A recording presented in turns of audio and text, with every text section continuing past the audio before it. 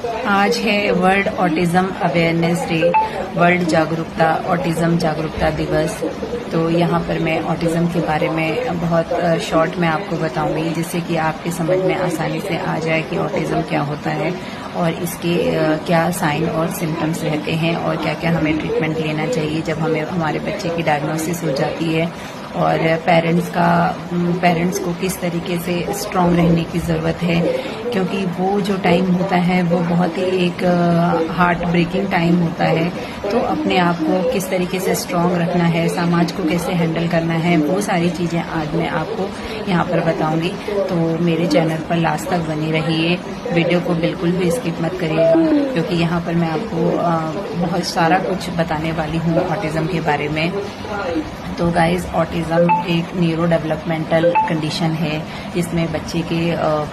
Communication में, बच्चे के सोशल इंटरेक्शन में और बच्चे के बिहेवियर में दिक्कत होती है, और बच्चा कम्युनिकेशन नहीं कर पाता है, और बच्चा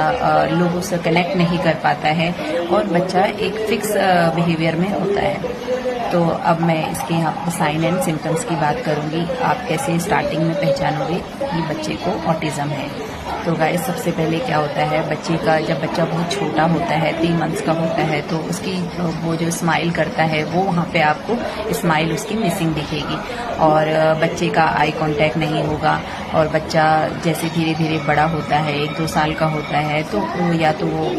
कुछ वर्ड्स पे रहेगा, या बिल्कुल ही नॉन वर्बल होगा, या फिर वो कुछ लेटर्स कुछ साउंड्स प्रोड्यूस करेगा। और तीसरा यहाँ पर मैं बताऊंगी कि बच्चे के एक रेपिटेटिव फिक्स बिहेवियर्स होते हैं, जैसे कि अगर बच्चा टॉयज़ के साथ खेल रहा है तो बार बार टॉयज़ को लाइन अप ही करेगा, एक पर्टिकुलर जैसे प्ले करते हैं, प्रिटेंड प्ले करते हैं, ऐसे वो प्ले नहीं करेगा, सिर्फ टॉयज़ को लाइन अप करेगा।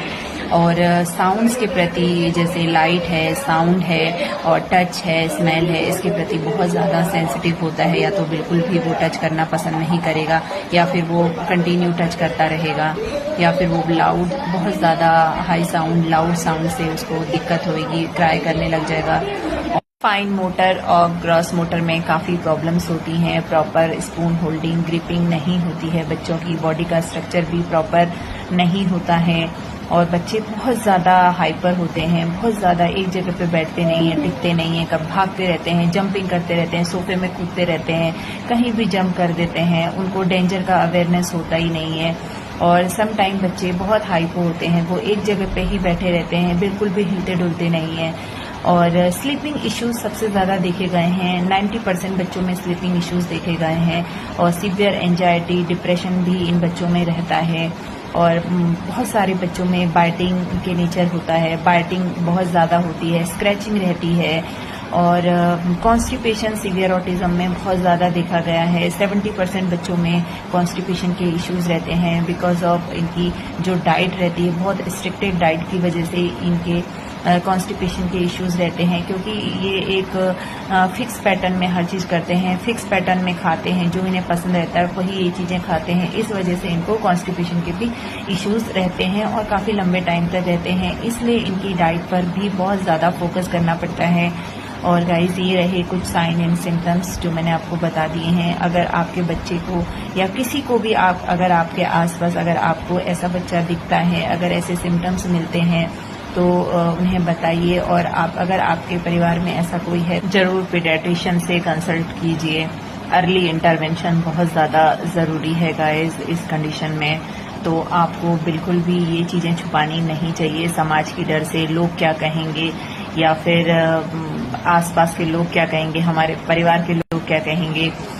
लोग हमें कोसेंगे। तो गाइज, ये सारी चीज़ें बिल्कुल साइड रख के आपको बिना देर किए हुए डॉक्टर से कंसल्टेशन लेनी चाहिए। और इलाज है और ट्रीटमेंट होता है, ऐसा नहीं है, बच्चे हमारे इम्प्रूव करते हैं। और पॉजिटिविटी के साथ आगे बढ़िए, नेगेटिविटी को बिल्कुल भी ध्यान मत दीजिए। धन्यवाद।